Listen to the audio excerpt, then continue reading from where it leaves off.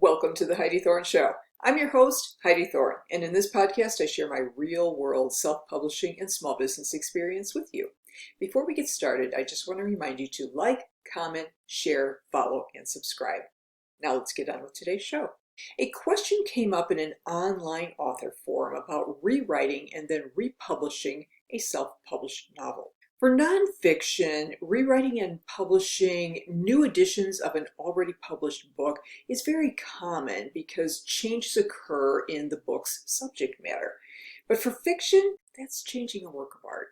Let's explore why authors may feel compelled to rewrite self-published fiction works and whether it's advisable to do so. There are multiple reasons that might prompt authors to consider rewriting a fiction book. The writer has grown in writing skill and feels that rewriting the book would make a better work altogether that reflects their current mastery.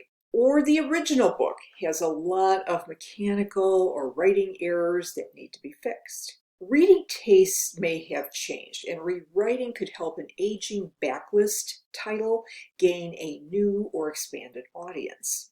Or the world has changed, making some or all of a book unacceptable under current or emerging cultural and societal norms. So let's see how those scenarios might play out or not. Imagine you're the artist Picasso. One day you decide that your early blue period work is trash. So you decide to paint something better over it. What a tragedy that would be. Yet that's what authors who decide to rewrite their books are doing if the rewrite is spurred by a disdain for their earlier work. Authors and artists grow and change over time. Fans of their work expect this. Many fans even like to be known as early supporters of various authors and artists. I followed so-and-so before they were famous. Those early supporters may even be mad that you fiddled with the work that they love. There's only one time where you might wish to perfect your past work, and that's the situation where you have a lot of typos or other mechanical errors. This is not so much a rewrite as it is a correction or even a reprinting of your book. It's pretty easy to make those changes and then re-upload them to self-publishing platforms such as Kindle Direct Publishing. For a while, vampire romance was hot. Think Twilight. Then it was dystopian future fiction. And as I'm writing this, diversity and inclusion themed works are in focus. You'll see trends in genres and subject matter change continuously. You may have written a book that picked up on one of these trends, and now that book that you labored so hard to put into the world is off trend. Should you rewrite it? Remember, readers are fickle. Genre trends can be cyclical too. Sometimes you'll see a resurgence of either a genre type or subject matter, but good fiction, like good art, lasts. While you don't want to ignore book market and genre trends, you don't want your work to be dependent on them. Write what you're suited to write. Write what your fans love. And don't change your past work just to chase passing trends. As I'm writing this, works highlighting diversity, inclusiveness, and social justice, along with diverse authors, are getting a lot of attention in the public and in publishing. That's a step forward. But what if your book published years ago includes characters, situations, or language that is now considered culturally or socially inappropriate? Maybe their portrayal is now unacceptable. Or maybe it's just completely devoid of diversity. Tread very carefully here. For example, rewriting a novel just to add BIPOC or LGBTQ characters to an existing storyline could be viewed as tokenism. If you follow author and reader conversations on social media about these issues, you might see backlash against white authors who write books featuring minority characters and issues while having little understanding of them. Not only would this be viewed as tokenism, it might be considered opportunist and insensitive. What about historical fiction? This is probably the trickiest of all. The example that comes to mind immediately for me is the historical novel Gone with the Wind. It's an American literature masterpiece by Margaret Mitchell, as well as a cinematic classic. However, the depiction of Black characters is very problematic.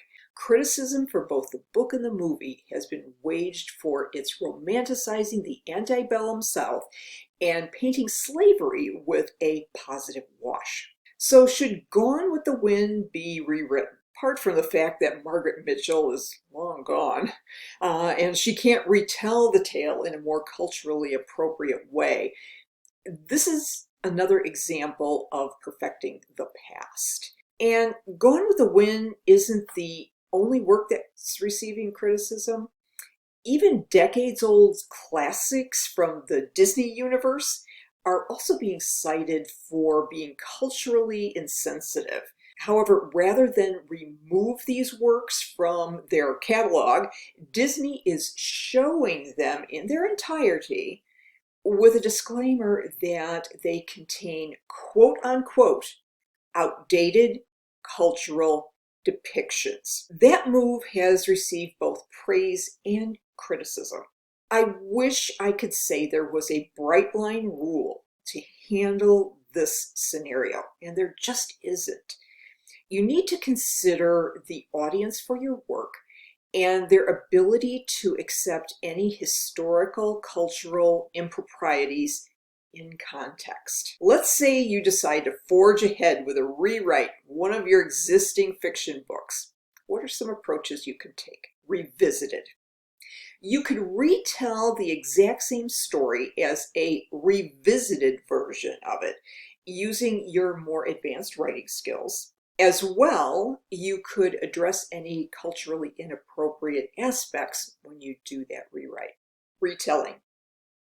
This is similar to Revisited, but could be a completely different work using the same storyline.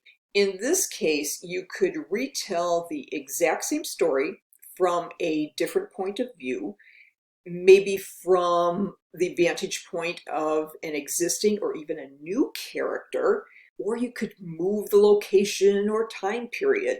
Be creative. Reviewed and renewed.